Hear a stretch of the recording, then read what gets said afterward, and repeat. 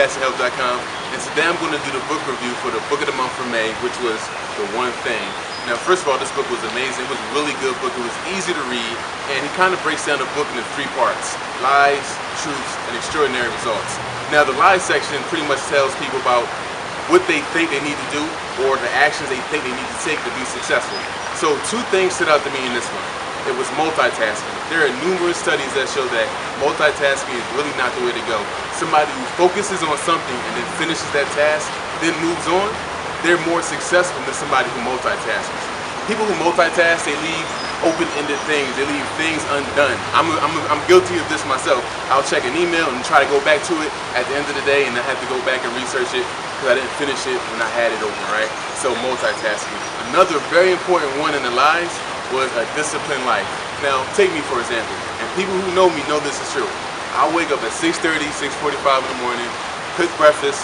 Either I'm watching SportsCenter, watching Today, or reading a couple chapters of the book of the month every morning. Now, somebody may look at me and say, well, you're disciplined. You have a disciplined life. It's not about discipline. That's a habit for me now. Habits are easy. The discipline part comes in the beginning, trying to work out, trying to meal prep. The beginning part is the discipline. Discipline leads to successful habits. It's a habit for me now, so it's easy. It's not about disciplined life. So don't say, look at somebody and say, well, you're just disciplined. No, they just have that habit. They were disciplined, now they built on that and became a successful habit. So remember that. Discipline leads to habits. The second part is called the truths. Now, the truths is the focusing question. This question is peppered throughout the book. Listen to this. What's the one thing you can do such that it will make everything else easier or unnecessary? Here it is. What's the one thing you can do that will make everything else easier or unnecessary? Think about it like this. Think about a domino. You have a domino made about, what, 1 inch tall? At the end of the day, you can knock over something that's 10 feet tall, but it started with this 1 inch domino. People want to start at the statue. People want to start at domino number 10. Start right here.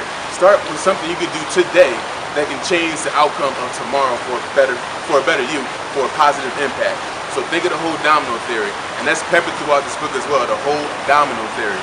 Now, the third part is extraordinary results. He gives the 3 Ps: living with purpose, living with priority, and living productively. Now, I don't know about you, but if you get up and you don't have a purpose, go find a purpose. Whether it's your kids, whether you have a couple goals, whether it's to do better at your job, your career, get a purpose in your life. The second P, priority.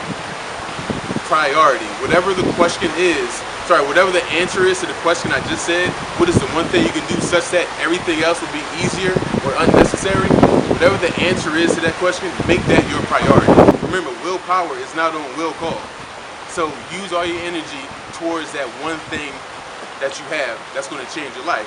And the last thing is live productively.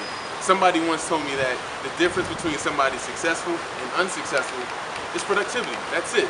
So whatever you do, if you're tired, if you're at your desk, whatever, be productive, whether it's doing actual work, whether it's reading a book, whether it's writing for your own book that you want to have, whether it's working on your own website, whatever it is, be productive.